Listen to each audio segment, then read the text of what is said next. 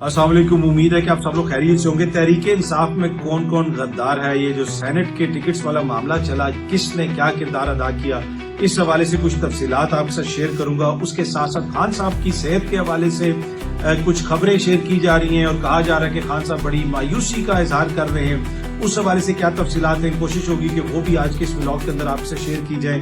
फिर सदर ट्रंप साहब ने मोदी के लिए एक और तोहफा दिया है और उस तोहफे के बाद जो बांग्लादेश ने मोदी साहब को तोहफा भेजा है, मेरे ख्याल में बड़ा मुनासिब तोहफा है। उस हवाले से भी कुछ तफसीलात हैं, कुछ मजीद चीजें हैं। कोशिश होगी कि आज के इस व्लॉग के अंदर वो सारी चीजें आपसे शेयर की जाएं। सबसे पहली चीज, इमरान खान साहब की बहन अलीमा खानम साहिबा ने भी ये ट्वीट किया हुआ है, सामने आप देख सकते हैं कि इमरान खान साहब की सेहत या उनकी जिंदगी के हवाले से कुछ बयान शेयर किए गए, जिसमें इमरान खान साहब मायूसी का इजहार कर रहे हैं और वो ये कह रहे हैं कि जी हो सकता है कि जितने सख्त हालात हैं इस जेल से ही मैं खुदा न खास्ता इस दुनिया से चला जाऊं।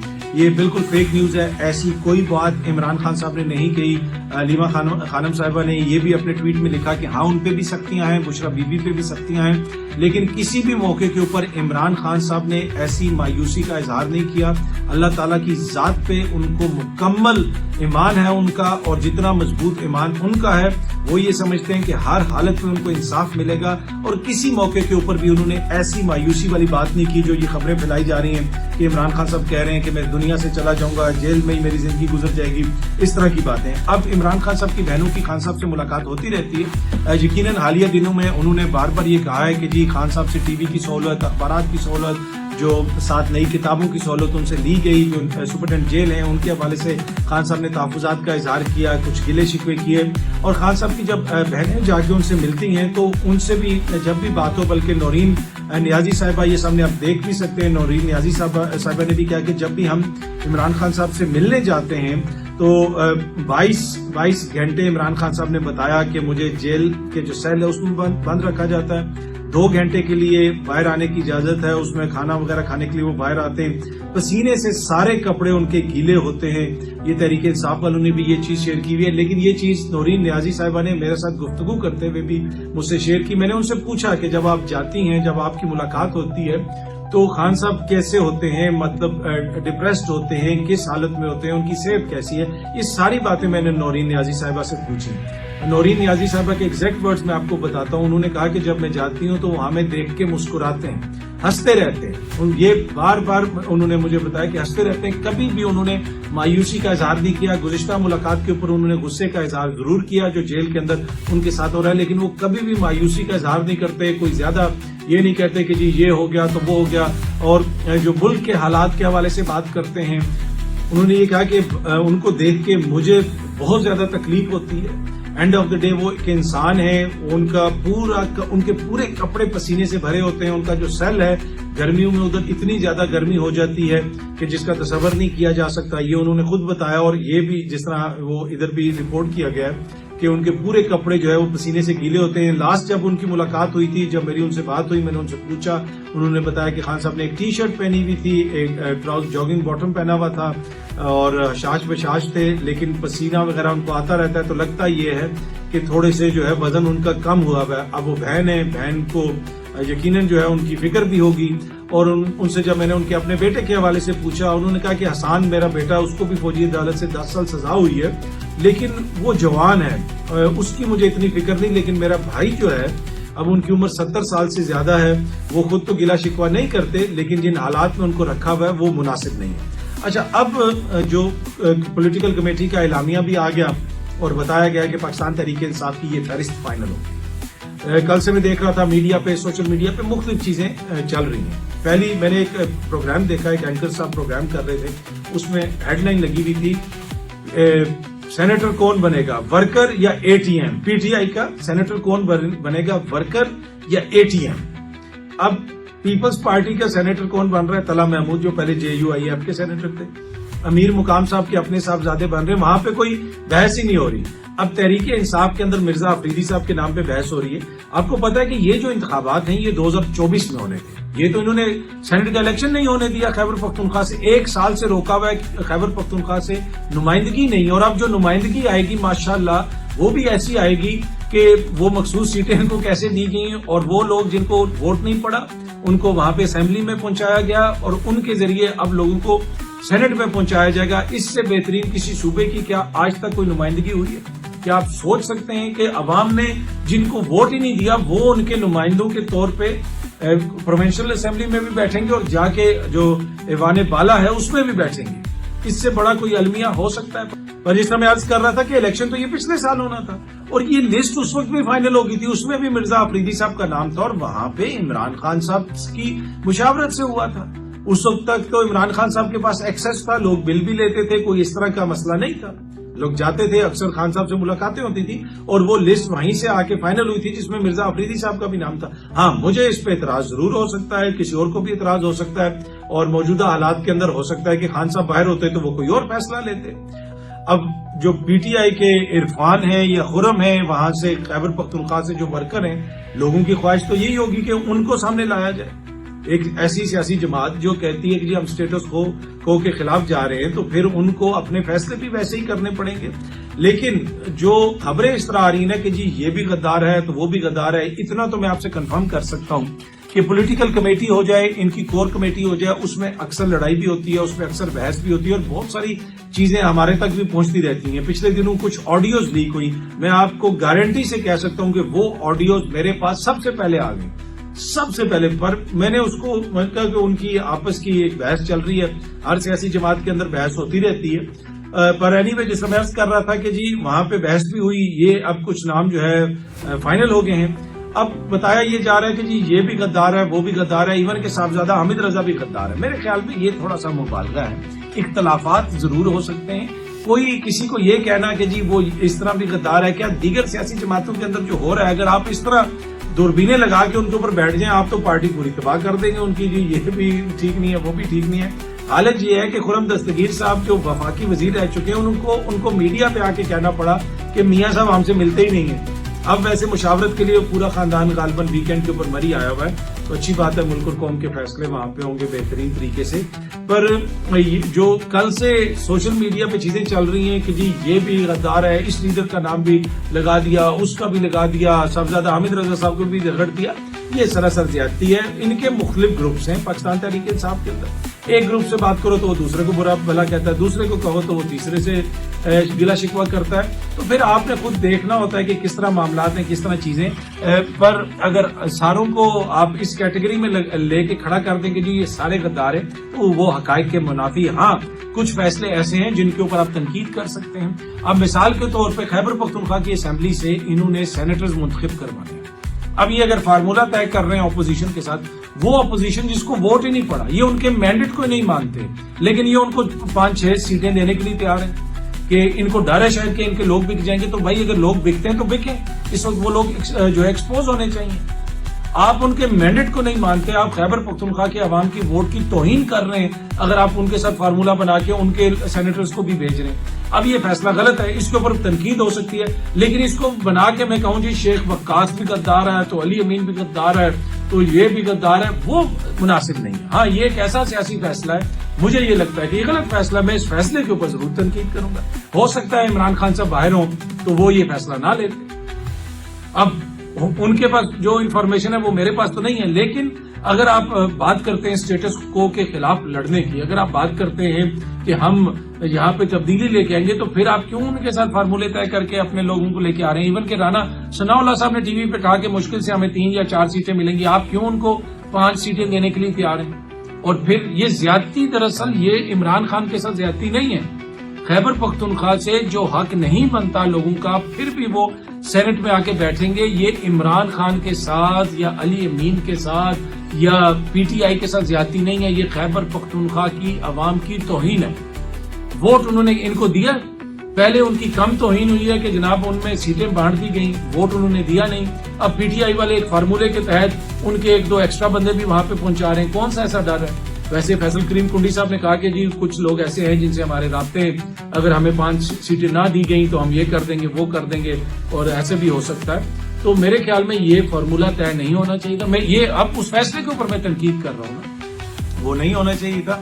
ان کو وہاں پہ کھل کے انتخابات کروانے چاہیے تھے, اور جو وہ ٹکٹ ہے وہ بھی ورکر کو ملنا چاہیے تھا. مرزا آفریدی صاحب کا جو ٹکٹ میں نے پہلے بھی آپ کو بتایا وہ شروع میں اپروو عمران خان صاحب نے کیا تھا. یہ میں آپ کو حتمی طور پہ انفارمیشن کی بنیاد پہ کہہ رہا ہوں 2024 میں. لیکن اب جو حالات ہیں اس کے اندر مجھے یہ لگتا ہے کہ ورکر کو آگے آنا چاہیے تھا. خرم ہو جائیں چاہے عرفان ہو جائیں جو بھی ہیں ان کے لوگ ان کو آگے آنا چاہیے تھا. ان کو یہ ٹکٹ دینے چاہیے تھے. اور اگر آپ کسی کو اور کو ایڈجسٹ کر دیں تو وہ کسی اور جگہ پہ کر لیں جہاں پہ آپ کے نظریاتی لوگ ہیں جنہوں نے آپ کو ووٹ دیا ہے. وہاں سے اگر آپ اس طرح کے بندے کو لے کے آئیں گے جس کے اوپر لوگ تحفظات کا اظہار کر رہے ہیں تو پھر یقیناً جو ہے وہ باتیں تو ہوں گی. اور پھر مرزا آفریدی صاحب کے گھر پہ سارے گئے فارم ہاؤس کے اوپر وہ بھی ہم نے دیکھا. پر اینڈ آف دا ڈے یہ ان کی سیاسی جماعت ہے, یہ انہوں نے فیصلہ کرنا ہے. میں نے یہ کسی اور صحافی نے نہیں کرنا. ہاں فیصلہ جب ہو جائے گا جب وہ منتخب ہو جائیں گے یا منتخب نہیں بھی ہوتے جو بھی ہوتا ہے اس کے اوپر ہم تنقید کر سکتے ہیں. جس طرح میں نے کہا کہ یہ جو فارمولہ طے کیا گیا ہے میری نظر میں یہ انتہائی غلط چیز ہے. باقی ان کی حکومت کے جو فیصلے ہیں وہاں پہ ان میں بہت سارے ایسے فیصلے جن کے اوپر آپ تحفظات کا اظہار کر سکتے ہیں. علی امین صاحب نے کہا تھا کہ جی 9 مئی کے جتنے کیسز ہیں وہ سارے فیک ہیں, ہم خیبر پختونخوا میں ختم کر دیں گے ایڈمنسٹریٹو اپنی اتھارٹی استعمال کرتے ہوئے. لیکن وہ کیسز ابھی بھی چل رہے ہیں. اس دن انہوں نے کہا کہ میں نے آیا اس سے میری بات ہو رہی تھی تو وہ بتا رہے تھے کہ یار ہماری پیشی تھی 9 مئی کی کیسز میں خیبر پختونخوا کے اندر. میں نے کہا وہ ختم نہیں ہوئے. علی امین صاحب نے تو ایک ہفتے میں کہا تھا کہ میں یہ سارے کیسز ختم کر رہا ہوں. ان کا جی ابھی بھی چل رہے ہیں اور ہم پیشیاں بھگت رہے ہیں. تو یہ حالت ہے وہاں پہ. اس کے علاوہ ادھر ان کے لوگوں کے اوپر پرچے بھی ہو جاتے ہیں. پیکا ایکٹ کے تحت بھی وہاں پہ کاروائیاں ہو رہی ہیں, لوگ اٹھائے بھی جاتے ہیں. ایک کوئی ان کا اپنا ایس ایچ او ہے اس کے خلاف روز شاندانہ گلزار صاحبہ وہاں پہ احتجاج کر رہی ہوتی ہیں. تو ایڈمنسٹریٹولی وہاں پہ بہت زیادہ مسائل ہیں. علی امین کے اوپر بہت ساری چیزوں کے اوپر تنقید ہو سکتی ہے جس طریقے سے وہ معاملات کو چلا رہے ہیں. اچھا, پنجاب میں جتنے سیلاب آئے اب بتایا جا رہا ہے کہ آنے والے دنوں میں مزید بارشیں ہو سکتی ہیں. پر جس طرح میں نے پہلے بھی شیئر کیا تھا کہ اس کے اوپر بحث میڈیا پہ یہ ہو ہی نہیں رہی ہے کہ کتنی نااہلی حکومت کی تھی, کیسے اتنی جانیں چلی گئیں, کیسے پہلے وارننگ نہیں دی گئی, پہلے کیوں نہیں بتایا گیا. وہاں پہ اب کلائمیٹ چینج اور دنیا اور پتہ نہیں کیا کیا باتیں ہو رہی ہیں. لیکن آپ کو واضح طور پہ نااہلی انتظامیہ کی بھی نظر آتی ہے. دیکھیں ایک تو قدرت کی کچھ چیزیں ان کے اوپر آپ کو کنٹرول نہیں ہے, لیکن جس طریقے سے پانی جگہ جگہ کھڑا ہوا, جس طریقے سے سیلاب آئے, پہلے کیوں نہیں وارننگ دی گئی کہ اتنی زیادہ بارش آ سکتی ہے, اتنا بڑے پیمانے پہ سیلاب آ سکتا ہے. ایک دو ریسکیو آپریشن کر کے وہ پنجاب کی حکومت ویڈیو شیئر کر کے ذمہ داری سے تو نہیں بچ سکتی. آپ کو کچھ نہ کچھ ذمہ داری تو لینی پڑے گی کہ کیوں آپ جو ہے وہ پہلے وارننگ نہیں دے سکے. جو اسی طرح کے جو ڈپارٹمنٹ ہیں, جو ڈیزاسٹر مینجمنٹ والے ڈپارٹمنٹ ہیں, چاہے وہ صوبائی سطح پہ ہو نیشنل سطح پہ ہو, اس میں جناب افسران بھی تعینات ہوتے ہیں, تنخواہیں بھی مل رہی ہیں, روٹیاں بھی ان کی لگی ہوئی ہیں, یہ ویسے ہی سارے بیٹھے ہیں. جب آپ کی میری ٹوٹل ذمہ داری اگر مثال کے طور پہ یہ ہے کہ میں نے ویڈیو بنانی ہے اور میں ویڈیو بناؤں ہی نہ یا میں خبر رپورٹ ہی نہ کروں, اور جب خبر رپورٹ ہو جائے اور سال بعد میں کہوں جی وہ یہ ہو گیا تو وہ ہو گیا, ان کی ٹوٹل ذمہ داری یہ ہے کہ انہوں نے ان چیزوں کو روکنا ہے. یہ میرے یا آپ جیسے نہیں ہے, ان کا ٹوٹل کام یہ ہے. ان کو فنڈ اس چیز کا ملتا ہے, ان کو پیسہ اس چیز کا ملتا ہے, ان کو مراد اس چیز کی ملتی ہیں کہ یہ جو ڈپارٹمنٹس ہیں کہ انہوں نے دیکھنا ہے کہ کہاں پہ کوئی ایسا ڈیزاسٹر آ سکتا ہے, پورا سال پلاننگ کرنی ہے. جب ڈیزاسٹر ہو جاتا ہے اس کے بعد تو مجھے بھی پتا چل جاتا ہے, اس کے بعد تو میں بھی لوگوں کو کہہ سکتا ہوں کہ بھائی اب آپ نے ادھر نہیں جانا, اب آپ نے ادھر نہیں جانا. اس کے بعد تو میڈیا بھی اس کو رپورٹ کرتا ہے. اور بھائی پہلے آپ لوگوں کو محفوظ کرنے کے لیے آپ کی ذمہ داری ہے, اور اس میں کمپلیٹ فیلئر آپ کو نظر آتا ہے, چاہے وہ خیبر پختونخوا کے اندر سوات والا واقعہ ہو یا ادھر جس طریقے سے پنجاب میں ہو رہا ہے. لیکن جس طریقے سے پنجاب میں جتنے بڑے پیمانے پہ ہوا ہے, پہلے گندم سے تباہی آئی, اب کسانوں کے مویشی سارے بہہ گئے, اور جو لوگوں کے دلوں میں اس وقت باتیں ہیں وہ ساری ہو سکتا ہے منہ پہ نہ آئے, منہ پہ آتی ہیں تو پھر لوگوں کے لیے مسائل بھی ہوتے ہیں. لیکن ان کا صفایا ہو جانا اگلے انتخابات میں, یقین کیجیے جدھر جدھر گندم لگتی ہے نا, جدھر جدھر کپاس لگتی ہے, جدھر جدھر گنا لگتا ہے, یہ جدھر جدھر لوگوں نے مویشی رکھے ہوئے ہیں, جدھر جدھر یہ پانی گیا ہے, ویسے ہی ان کا مینڈیٹ بہت بھاری ہے. اس پانی کے اندر, ان سارے حالات کے اندر ان کا مینڈیٹ ایسے بہ گیا ہے جیسے آپ اندازہ نہیں کر سکتے. ان کو لگ پتا جائے گا یہ جب بھی انتخابات کے اندر جائیں گے, جب بھی اس ملک کے اندر ایسے انتخابات ہوں گے کہ جہاں پہ بڑے پیمانے پہ جا کے ان کو عوام کا سامنا کرنا پڑے گا. لیکن یہ میڈیا کے ذریعے, اشتہارات کے ذریعے اپنے ناموں پہ منصوبے رکھنے سے جو ہے یہ معاملات چلانا چاہتے ہیں, پر ایسے معاملات نہیں چلتے.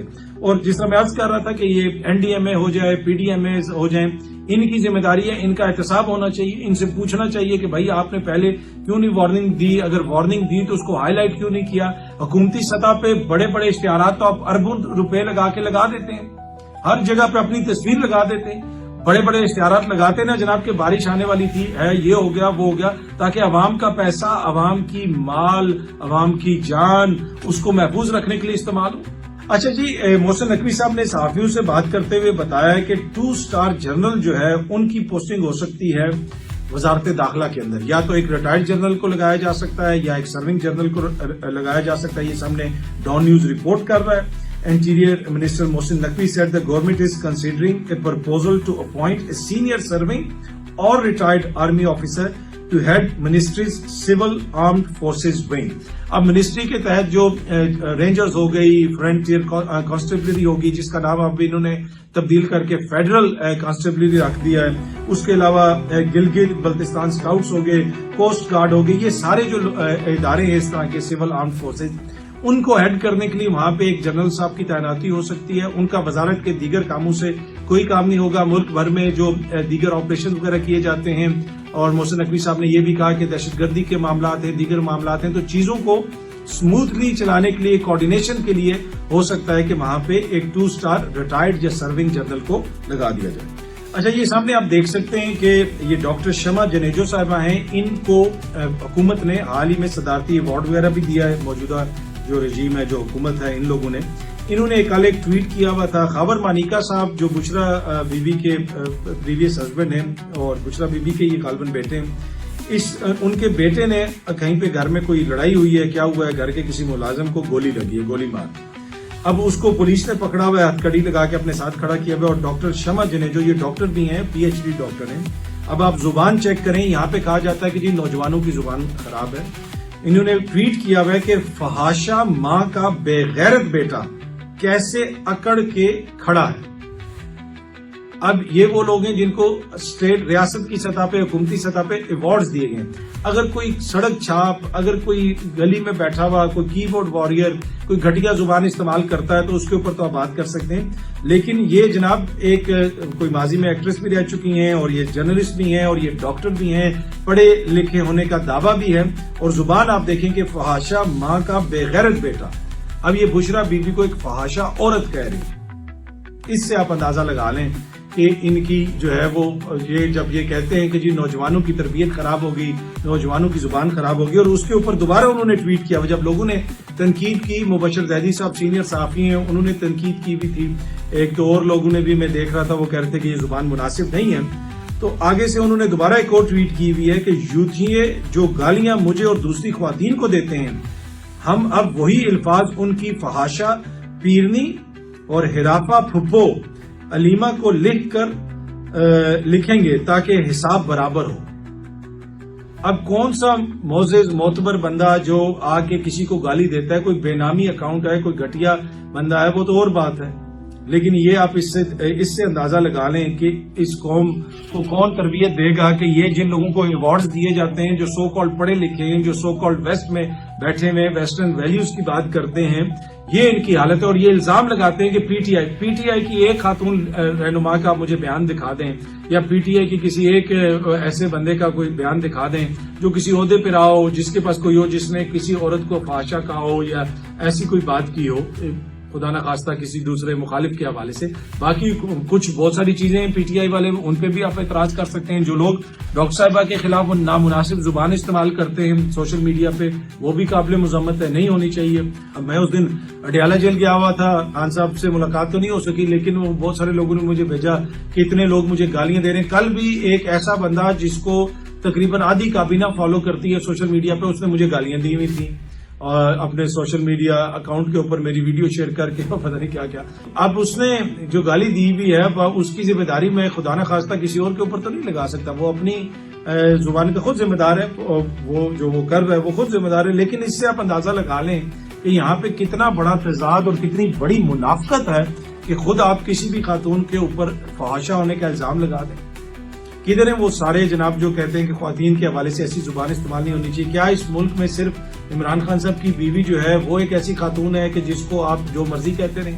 جب وہ حکومت میں بھی تھے تب بھی بشرا بی بی کے اوپر ساری باتیں ہوتی تھیں, پورا بیانیہ بنتا تھا, کالم لکھے جاتے تھے جی پہاڑوں میں یہ ہو گیا, اینڈ سے یہ ہو گیا, عجیب عجیب بیانیہ بنائے جاتے تھے. لیکن وہ ساری خواتین جو وومن رائٹس کی باتیں کرتی ہیں, ساری تو نہیں مطلب بڑی تعداد ان کی جو لبرل ہونے کا دعویٰ بھی کرتی ہیں, وہ اس کمپین کے اندر پیش تھی. اور آپ ادھر بھی آپ دیکھ لیں کہ آپ جو ہے اس بچے کو جس نے جب بندے کو لڑکے کو جس نے یہ حرکت کی, آپ اس پہ تنقید کریں. وہ جس باپ کے ساتھ رہ رہا ہے اس پہ تنقید نہیں ہوئی. اس کی جو ماں ہے جو جیل میں ہے اور جس کے ساتھ جیل میں جو سلوک ہو رہا ہے وہ پہلے میں نے آپ کو بتایا, اس کو فحاشہ کہا جا رہا ہے. اب یہ جس طرح خواجہ صاحب نے کہا تھا کہ یہ مالی فحاشی ہے, اب یہ نظریاتی یا جسے آپ کہہ سکتے ہیں یہ انٹلیکچوئل فحاشی نہیں ہے. پر اینی وے وہ جو خواجہ صاحب نے مالی فحاشی کہا تھا چیئرمین سینٹ اور اسپیکر صاحب کی تنخواہوں کے حوالے سے, اور وزیر اعظم صاحب نے نوٹس لیا تھا, وہ نوٹس کا پتہ نہیں کدھر ہوا. وہ ایک دفعہ ڈاکٹر بابر اوان صاحب نے کہا تھا کہ نوٹس ملیا ککھ نہیں لیا. تو وہ آپ جتنے مرضی نوٹس لینے کی خبریں آتی رہیں, آپ جتنا مرضی نوٹس لیتے رہیں, ان کا ککھ نہیں ہل رہا, تنخواہیں بھی بڑھ رہی ہیں, سب کچھ اسی طرح نظام چل رہا ہے. اچھا جی, ٹرمپ نے تو مودی کی آتما ہی رول دی ہے. ہاں جی, مودی کی آتما رول دی ہے ٹرمپ نے کہا ہے کہ ہی تھنکس کے 5 طیارے گرے تھے. ٹرمپ نے بات کرتے ہوئے اپنے وہ کانگریس والے لوگوں کے ساتھ بیٹھے ہوئے تھے کسی ڈنر پہ, انہوں نے کہا جی 4-5 طیارے گرے, بٹ آئی تھنک کہ 5 طیارے گرے. اور ٹرمپ نے بار بار ذکر بھی کیا کہ میں نے جنگ رکوائی, میں نے یہ کیا, میں نے وہ کیا. میرے خیال میں اب ایک ہی چیز پیچھے رہ گئی کہ ٹرمپ صاحب مودی کو سامنے کھڑا کریں اور 1-2 کر دیں. اس کے علاوہ تو ٹرمپ نے کوئی کسر نہیں چھوڑی. میرے خیال میں اس بیان کے بعد اب اگین انڈین میڈیا کو بڑی تکلیف ہوئی ہے. اب پتا ہے پوری دنیا کو کہ انڈیا کے ساتھ جو ہوئی اس رات کو, جس طرح ان کے طیارے گرائے گئے, اور ٹرمپ صاحب نے یہ کہا, انہوں نے یہ ذکر تو نہیں کیا جی کس سائڈ کے گرے, لیکن پوری دنیا کو پتا ہے کہ کس سائڈ کے طیارے گرے, اور سب کو پتا ہے کہ رافیل بھی اس کے اندر گرے. اچھا, ایک اور بات بھی ہے. اب یہ جو ٹرمپ صاحب نے بیان دیا ہے, اس کے بعد ایک اور خبر میں دیکھ رہا تھا کہ بنگلہ دیش نے نریندر مودی کو 25 من آموں کا تحفہ بھیجا. یہ بی بی سی رپورٹ کر رہا ہے. مینگو ڈپلومیسی جناب, تلخ تعلقات میں کیا مٹھاس لے کے آئے گی, یہ بی بی سی کوشچن بھی کر رہا ہے. تو میرے خیال میں یہ جو ٹرمپ صاحب نے اب کیا ہے مودی کے ساتھ, اس کے بعد اس سے بہتر تحفہ بنگلہ دیش کی جانب سے نہیں بھیجا جا سکتا. اب یہ آم بھیج دیے گئے, 25 من آم ہے جناب. اب مودی صاحب چوپے بیٹھ گئے, ٹھیک ہے. جو ان کو جنگ کرنے کا بڑا شوق تھا, ان کو پہلے بھی کہا گیا تھا کہ ایسی حرکت نہ کرنا پاکستان کے ساتھ. اب جب سے پاکستان آرمی سے, پاکستان ایئر فورس سے, نیوی سے انہوں نے مار کھائی ہے, جنگ ہاری ہے, اس کے بعد اب مودی صاحب کو چاہیے کہ یہ بیٹھ کے گھر میں آم ہی چوپا کریں, باقی جو ہے ان کے کوئی حالات نہیں. اب دوسری جانب ایک اور بات بھی ہے, مودی صاحب کی حکومت کو امریکہ نے کہہ دیا کہ آپ نے روس سے سستا تیل نہ لیں. اگر آپ نے روس سے سستا تیل لیا تو آپ پہ پابندیاں لگ سکتی ہیں. ویسے آپ کو یاد ہوگا کہ اس حکومت نے بھی کہا تھا, پاکستان کی حکومت نے, کہ ہم روس سے سستا تیل منگوائیں گے. آئی ڈونٹ نو وہ تیل کہاں پہ پہنچا ابھی تک, اور ایک شاید کوئی آیا بھی تھا کوئی کنٹینر وغیرہ, if I am not mistaken. لیکن وہ سستے تیل والی باتیں, وہ کہا گیا تھا نا کہ جی عمران خان روس سے سستا تیل لینے کی بات کرتا ہے, تو انہوں نے اس لیے حکومت انہوں نے تبدیل کر دیا. اب یہ آ گئے یہ روس سے تیل نہیں لیں گے, تو انہوں نے کہا جی ایسی کوئی بات نہیں, ہم رشیا سے تیل لیں گے. لیکن اس کے بعد اس کے اوپر کوئی بات نہیں کہ ہم رشیا سے سستا تیل لے رہے یا نہیں لے رہے. لیکن انڈیا یقیناً ان سے سستا تیل لے رہا ہے. یہ سامنے آپ دیکھ سکتے ہیں, روس سے سستے تیل کی درآمد اور ٹرمپ کی دھمکی. کیا انڈیا امریکی دباؤ میں اپنے پرانے اتحادی سے تجارت روک سکتا ہے؟ اب بہت سارے کچھ ایسے ممالک ہیں جو روس سے سستا تیل لیتے ہیں, ان کے اوپر امریکہ دباؤ ڈالنے کی کوشش کر رہا ہے کہ آپ نے روس سے تیل نہیں لینا. اور انڈیا ابھی تک تو اس نے دباؤ اس پہ قبول نہیں کیا, وہ روس سے سستا تیل لے رہے ہیں کیونکہ وہ یہ کہتے ہیں کہ ہمارے ملک کا اس میں فائدہ ہے. پاکستان کیا روس سے سستا تیل لے گا؟ وہ دوبارہ وہ چیزیں بحال ہوں گی جو پہلے باتیں ہوتی تھی کہ جب ہم روس سے سستا تیل لیں گے. ابھی تک تو کوئی ایسی ڈیولپمنٹ ہمارے سامنے نہیں ہے. بہت جلدی آپ سب دوستوں سے دوبارہ ملاقات ہوگی. Thank you very much.